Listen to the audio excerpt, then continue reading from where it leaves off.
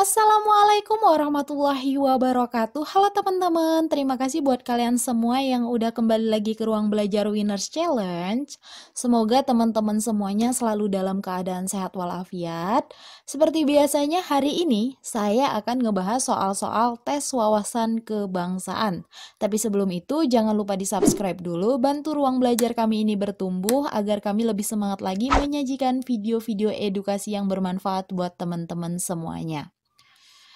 Jadi gini teman-teman, beberapa hari yang lalu saya membaca sebuah komentar di Facebook. Jadi ada teman-teman yang bilang, kok nilai TWK-nya dari live score teman-teman yang udah ujian itu kok nilai TWK-nya pada rendah-rendah. Kemudian sesulit apa sih sebenarnya soal TWK? Nah, jadi hari ini sebelum ngebahas soal, saya ingin memberikan sedikit gambaran kepada teman-teman mengenai soal tes wawasan kebangsaan. Gambaran ini saya dapatkan dari beberapa teman-teman yang sudah ikut tes SKD di hari pertama, kedua, dan ketiga. Semoga dengan gambaran ini teman-teman bisa mendapatkan panduan untuk belajar mempersiapkan diri dalam mengikuti tes yang insya Allah sebentar lagi akan dilaksanakan.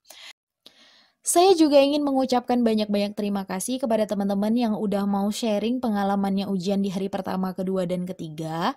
Di sini saya udah rangkum 5 poin penting yang ingin saya bagikan kepada teman-teman. Jangan lupa dicatat dan dipelajari lagi ya teman-teman, cari soal-soalnya dan latihan lebih banyak lagi. Adapun poin-poinnya berikut ini. Yang pertama, bentuk soal TWK itu HOTS. Soalnya tidak terlalu panjang tapi tidak terlalu pendek. Yang kedua, soalnya cenderung lebih ke penalaran bukan hafalan.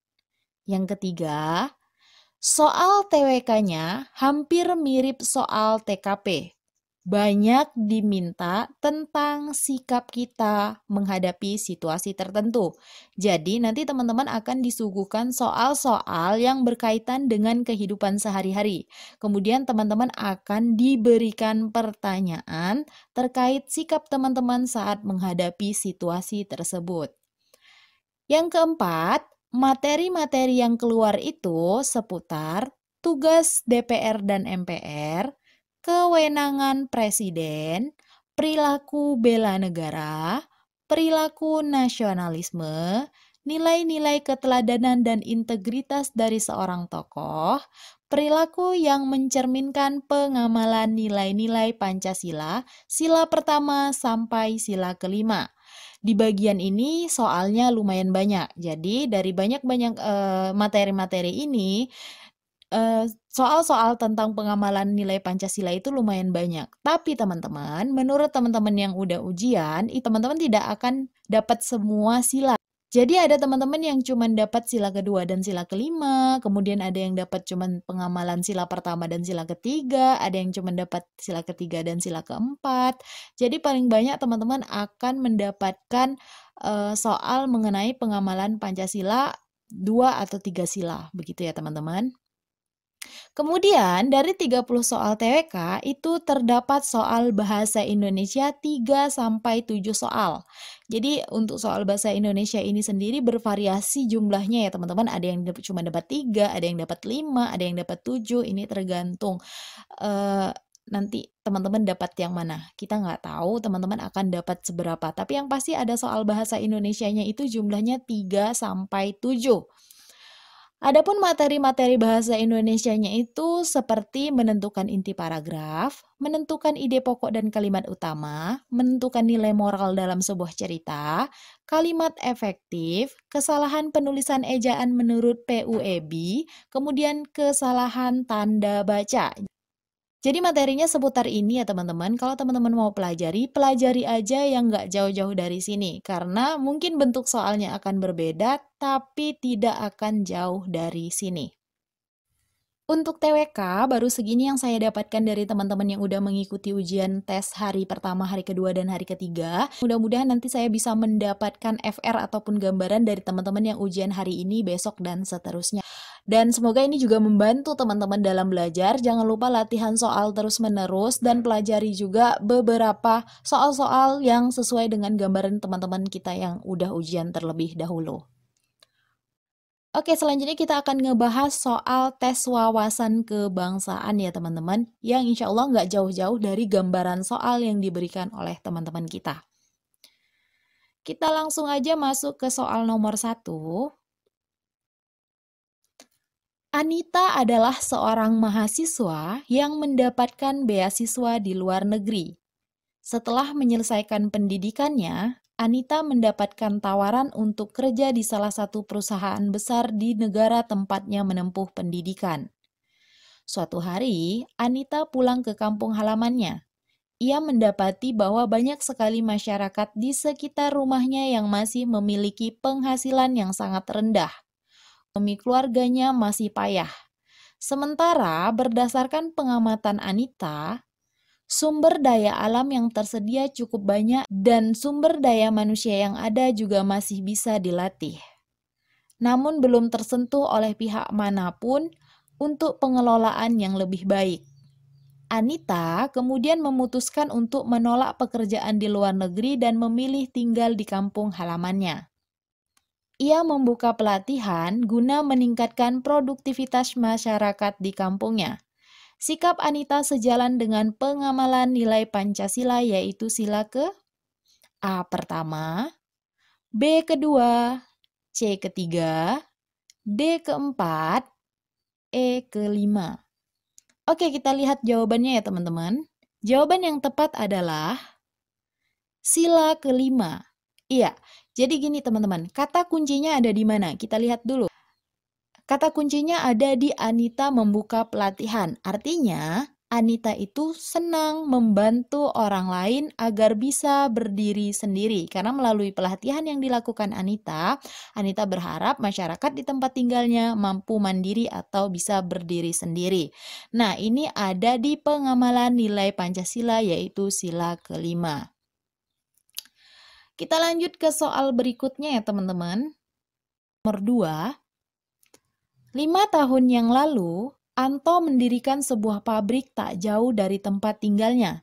Melalui pabrik tersebut, Anto telah membuka lapangan kerja yang banyak untuk masyarakat di sekitarnya. Banyak masyarakat yang menggantung hidupnya menjadi buruh di pabrik Anto.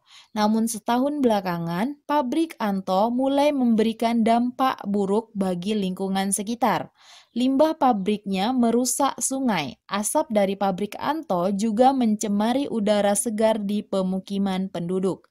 Anto masih belum melakukan apapun untuk mengatasi masalah pabriknya. Sikap Anto menunjukkan pelanggaran pengamalan nilai Pancasila, yaitu sila ke A pertama, B kedua, C ketiga, D keempat, E kelima. Oke, kita lihat jawabannya. Jawaban yang tepat adalah E ya teman-teman, kelima. Kenapa kelima? Kata kuncinya ada di pencemaran udara yang disebabkan oleh pabrik, kemudian kerusakan sungai yang disebabkan oleh limbah pabrik. Kemudian Anto tidak melakukan apapun terhadap masalah ini. Nah, di sini kita dapat kata kuncinya yaitu kerusakan lingkungan, artinya teman-teman. Kerusakan lingkungan yang ini dibutuhkan oleh orang banyak, ini merupakan pelanggaran sila kelima.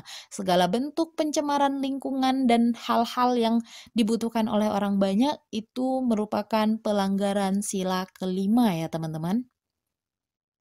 Oke, kita lanjut ke soal berikutnya nomor 3.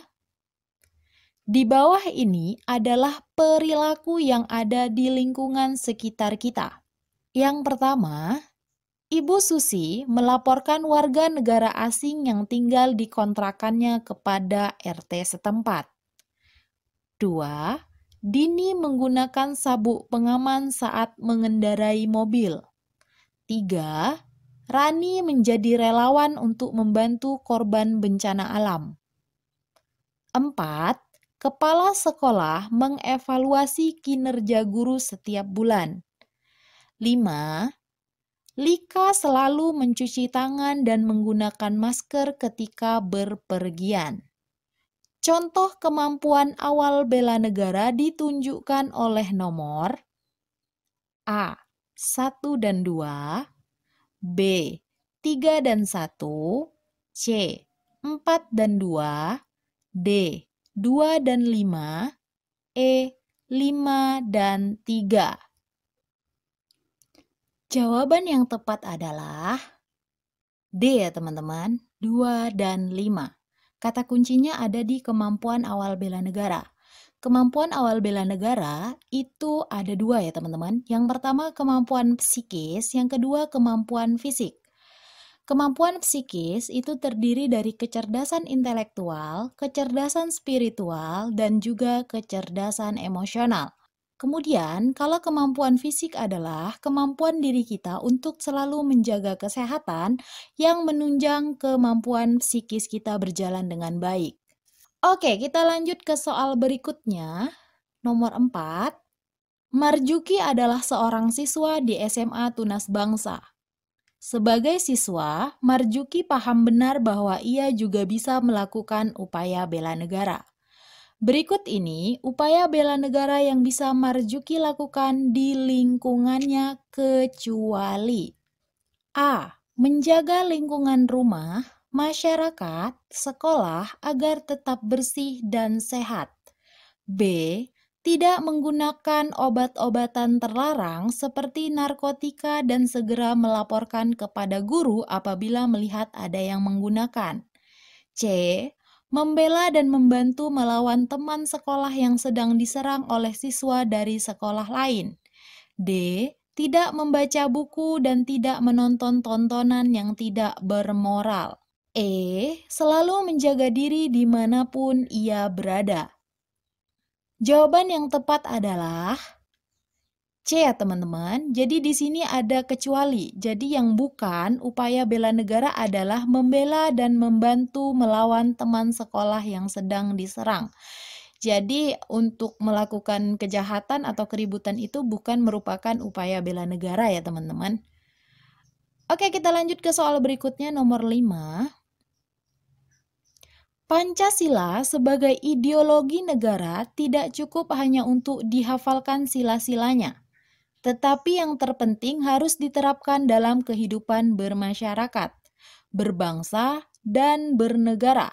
Di bawah ini, yang bukan pengamalan sila kemanusiaan yang adil dan beradab adalah A. Gemar melakukan kegiatan kemanusiaan, B. Tenggang rasa dan tepas lirah, C. Selalu bermusyawarah dalam mengambil keputusan.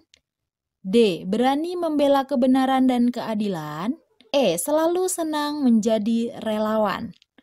Dari gambaran soalnya sebenarnya kita udah tahu kira-kira jawabannya yang mana. Yuk kita cek langsung jawabannya. Jawaban yang tepat adalah C. Selalu bermusyawarah dalam mengambil keputusan. Karena bermusyawarah itu bukan sila kedua ya teman-teman, tapi sila keempat. Oke, sekian dulu pembahasan soal kita hari ini. Semoga kedepannya saya bisa memberikan gambaran soal yang lebih banyak lagi. Jangan lupa di-subscribe agar teman-teman tidak ketinggalan video-video pembahasan lainnya. Buat teman-teman yang sedang berjuang, saya doakan semoga teman-teman dimampukan menjawab soal-soalnya dengan baik dan mendapatkan hasil yang terbaik. Sampai ketemu di video berikutnya. Assalamualaikum warahmatullahi wabarakatuh.